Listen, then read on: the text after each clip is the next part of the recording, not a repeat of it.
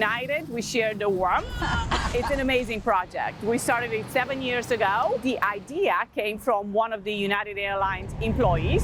There you go. That's a lot easier that way. Yes, we are far from an airport. Happy holidays. We are in the business of connecting people. Merry Christmas, sir. We gather all kind of toiletries, A bunch of good hygiene stuff. socks, blankets, and we partner with the Start of Hope and come to the areas where we have the homeless, the less fortunate. It means a lot because it's things that I can use. The goal is to have 500 kids. God bless you. God bless you too. And we share a little bit of love and let them know that they are loved.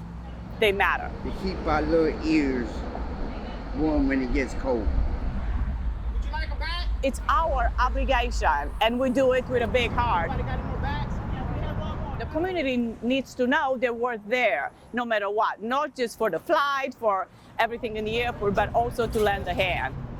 It means the world. It means a lot. God bless you. God bless you too.